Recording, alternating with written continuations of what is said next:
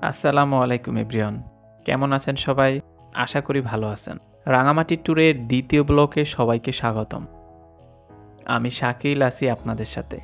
চলুন আমরা ঘুরে আসি কাপ্তাই উপজেলার লেকশোর পার্ক ও প্যানোরামা জুম রিসোর্ট পর্যটন স্পট থেকে।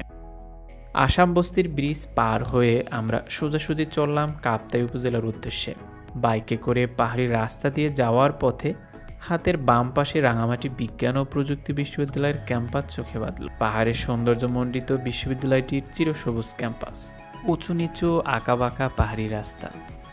মাঝে মধ্যে পাহাড়ি রাস্তার পাশে দেখা মেলে আদিবাসীরা নিজেদের তৈরি পণ্য কিংবা বিভিন্ন শাকসবজি ও ফল বিক্রি করছেন।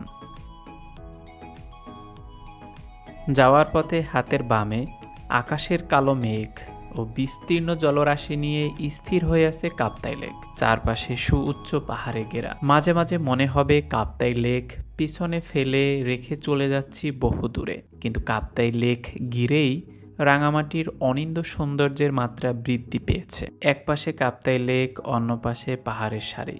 রাঙামাটির বুকে প্রকৃতির অপরূপ সৌন্দর্য নিয়ে মাথা উঁচু করে দাঁড়িয়ে আছে রাঙামাটি জেলার কাপ্তাই উপজেলা। কাপ্তাই উপজেলার পাহাড়, লেকের স্বচ্ছ অথই জলরাশি, চোখ জুড়ানো সবুজের সমাহার। প্রায় 11,000 বর্গ কিলোমিটার পর্যন্ত বিস্তৃত এই কৃত্রিম হ্রদ দক্ষিণ এশিয়ার মধ্যে আয়তনে সর্ববৃহৎ। কাপ্তাই উপজেলার সীমানায় ঢুকতেই হাতির চলাচলের রাস্তা, তাই আমরা সতর্ক হলাম, যদিও কোনো হাতির দেখা পাইনি। রাঙামাটি শহর থেকে প্রায় 27.5 কিলোমিটার দূরে কাপ্তাই উপজেলার পর্যটন স্পট লেকশোর পার্ক অবস্থিত। বাইক প্রতি 35 টাকা করে টিকিট কেটে পার্কে প্রবেশ করলাম। লেকশোর পার্কটি কাপ্তাই লেকের তীরে অবস্থিত। এক পাশে বিস্তীর্ণ জলরাশি কাপ্তাই লেক, অন্য পাশে পাহাড়ি প্রকৃতি। এক অসাধারণ সৌন্দর্য উপভোগ করা যায়। পার্কে অনেক পর্যটক ছিল। পার্কে শিশুদের বিনোদনের জন্য বিভিন্ন উপকরণ রয়েছে। লেকের তীরে খেলাধুলা করার জন্য সুন্দর মাঠ, রেস্টুরেন্ট ও আদিবাসীদের বেশ কয়েকটি দোকান রয়েছে। প্রকৃতিপ্রেমীরা বোটে করে কাপ্তাই লেকের জলে ভাসতে ভাসতে সৌন্দর্য উপভোগ করছেন। দু চোখ যত দূর যায় শুধুই কাপ্তাই লেকের পানি ও দূরের পাহাড়ের সারি দেখা যায়। কি চমৎকার সৌন্দর্য, মন ভরে যায়। লেকশোর পার্কের প্রাকৃতিক সৌন্দর্য উপভোগ করে চললাম প্যানোরামা জুম রিসোর্টের দিকে। এখন আমরা চলে যাচ্ছি প্যানোরামা জুম রিসোর্টে। বন্ধুরা, কিছুক্ষণ পরে আমরা পৌঁছে গেলাম প্যানোরামা জুম রিসোর্ট পার্কে। জনপ্রতি 30 টাকা করে টিকিট কেটে ভিতরে প্রবেশ করলাম। পার্কটি চট্টগ্রাম কাপ্তাই রোডের কর্ণফুলী নদীর তীরে অবস্থিত।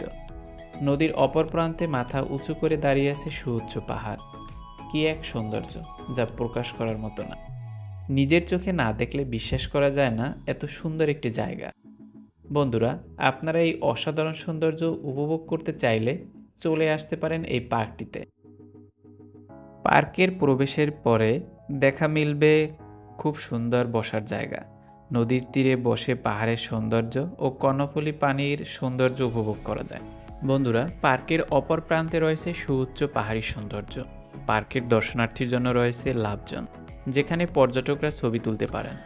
কায়াকিং করার সুবিধাও রয়েছে। খুব সুন্দর বসার জায়গা, রেস্টুরেন্ট ও গাড়ি পার্কিং সুবিধা। এই নদীতে ছোট ছোট বোটে করে নদীর অপর প্রান্তে চলে গিয়ে সৌন্দর্য উপভোগ করা যায়। প্রাকৃতিক অনিন্দ্য সৌন্দর্যের উৎস, পাহাড়ের পাদদেশে প্রবাহমান কর্ণফুলী নদীর পানি। বন্ধুরা, এই ছিল রাঙামাটি ট্যুরের দ্বিতীয় ব্লগ।